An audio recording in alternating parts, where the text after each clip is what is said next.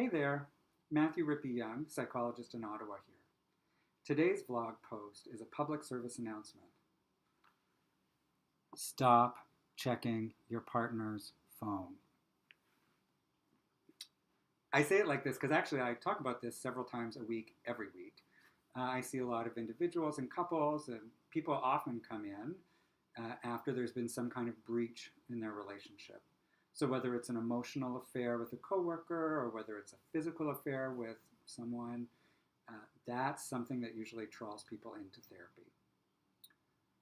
One of the things that often comes up is that the aggrieved party suddenly wants access to everything. Access to texts, access to emails, give me all your passwords.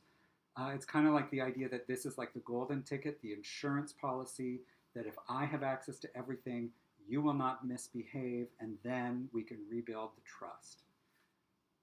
I get the impulse. You feel stupid. You think, how did this happen? How could I let this happen? What does it mean if I stay? I never thought that, I always said if someone cheated on me, I'd be out the door fast, and now I'm not. What's going on?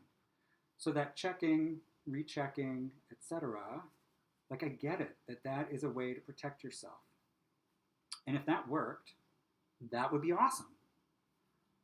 Unfortunately, that's not really how it works. While the idea may be, okay, this is going to help me rebuild trust, when we start looking through our partner's phones, we're not rebuilding trust. And we never find good stuff. You either find bad stuff, which is terrible and hurts more, or you find the absence of bad stuff. So there was nothing there this time, but that's not to say it's not going to happen again because it happened before. And so it reinforces this cycle of check, check, triple check, I got to check again. And you get a temporary soothing of your inflamed, broken heart, but it's not a long-term soothing. What it reinforces is the terrible things that have just happened or that happened months ago now. It doesn't rebuild the trust. Oftentimes, the trust that really needs to be rebuilt after such a thing is the trust we have in ourselves. Why didn't I see this coming? What happened? And in my work with couples, a lot of the times, that's kind of the beginning. So how did we get here? What were the factors that led to the fact that an affair was possible? Because at an earlier point in your relationship, an affair wasn't really possible. There are, lots of individual, particular to each person, reason why this happened, but the overarching theme really is around connection.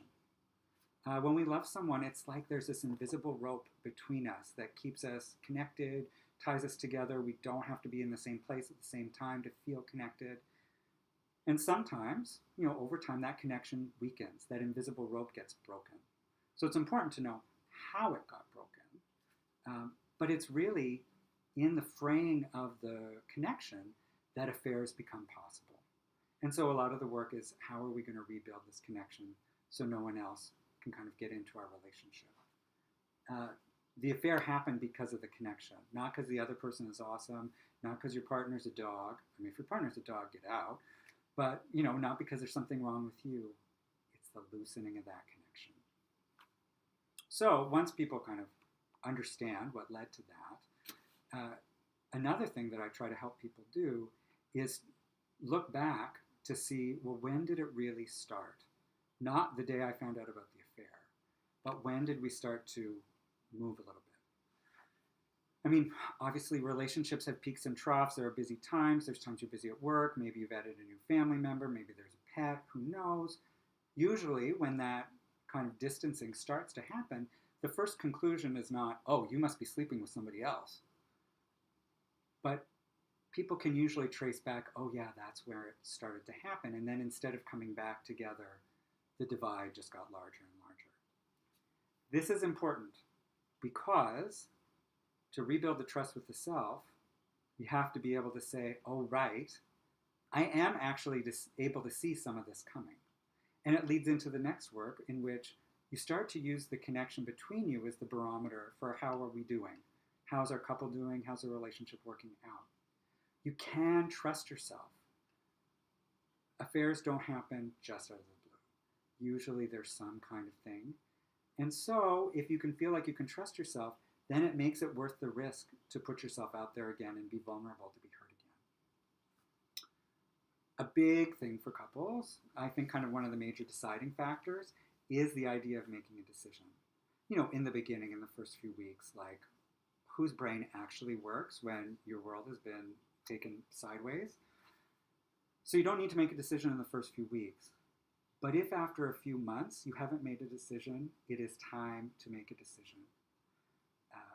People who don't really make a decision, or who are probably pretty sure that they're not going to be able to forgive, they're holding on to that power card. I have this ultimate power card forever. Oh, people turn into people they don't like. You do things that are terrible, that aren't really aligned with your values, that actually make you less well. And so if you don't think you're going to forgive, get the fuck out. Like, don't waste another minute. Look after yourself. That's how you'll protect yourself. Alternately, you can decide, I'm going with this. Okay, we're going to understand why it happened. We're going to make it so that it doesn't happen again. And it's not that you go back someplace. It's you get someplace new in your relationship. If it were about going backwards, well, then eventually you'd hit another affair. So no thanks. That hurts. But you have to make a decision. Okay, we're going to get to the other side of this, come hell or high water. Trust is a lot like faith. It's the belief in something in the absence of proof. In this process of rebuilding, it is a hard sell sometimes to want to make yourself vulnerable. But that is kind of what love is. That's what builds this invisible rope between people. We're always putting our tender little hearts at risk. Sometimes they get hurt, but lots of times they don't. And when they don't, that's part of what makes love so fucking beautiful. That you can be there in all your you-ness and someone else loves you. Not in spite of it, but because of it. You really can trust yourself. Put your partner's phone down. Thanks for listening.